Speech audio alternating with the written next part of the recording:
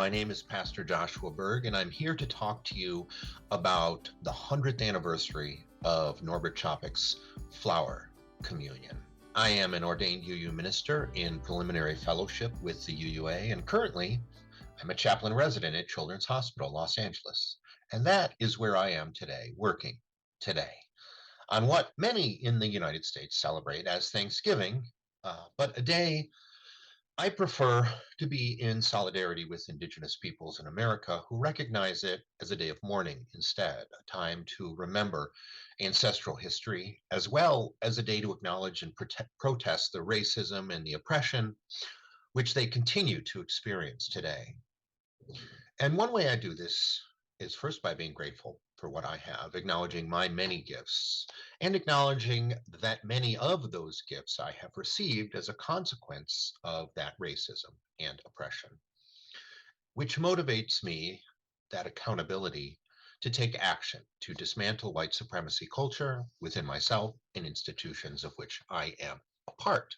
So I want to tell you before I talk about the celebration a little bit what's motivating me to celebrate the flower ceremony.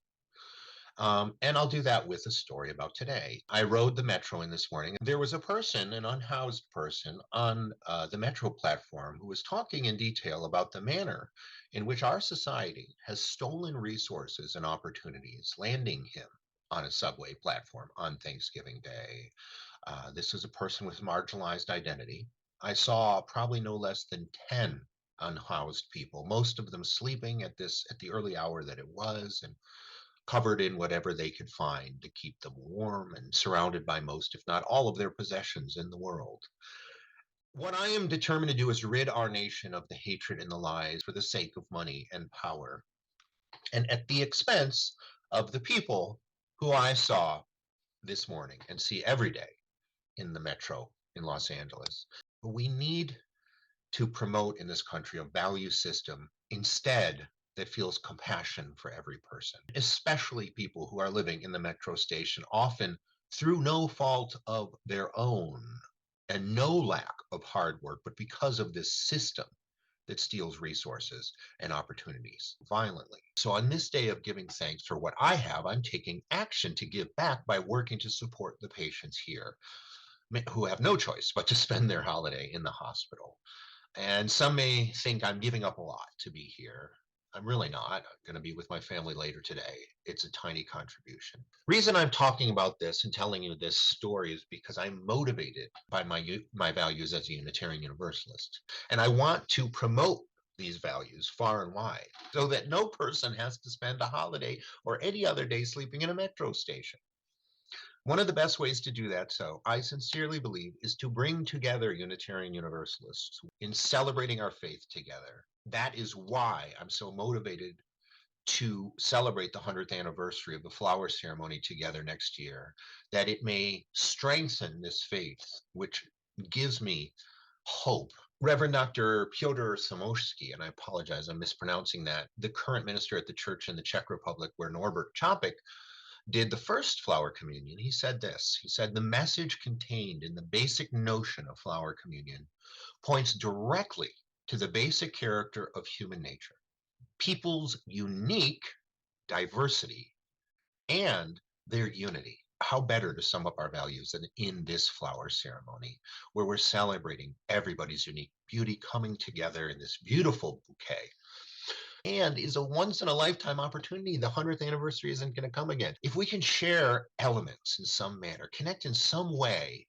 through this celebration, we can celebrate with this connection that's vital to propagating our faith, the faith in which I have so much hope. So as many of you know, I recently attempted a Faithify campaign, and having not met the goal, we didn't receive any of the donations. However, I've started this new campaign, Flower 100 Redux. There really is an urgency.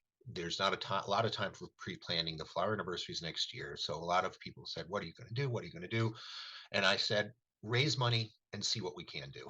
And the anniversary, it's going to be here so soon. I just wanted to light a fire, or I should say maybe light a chalice, as the case may be, under the promotion of the celebration far and wide. Some specific things I'd like to do include provide maybe a combination of newly imagined as well as original elements, including spoken word, audio, video, Some can be familiar elements, re-recorded or even reimagined, or newly composed elements.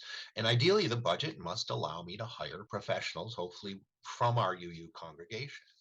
It also, the budget should allow me to share and to promote the elements to all UU congregations, which is not a small undertaking. This must be done through the lens of dismantling white supremacy culture, or not done at all. People want to volunteer. I'm very appreciative. Great.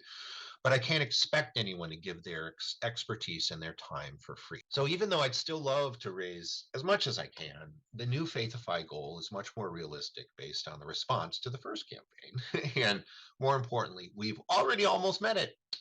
So thank you.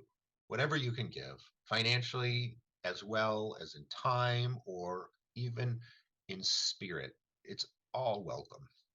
Take care.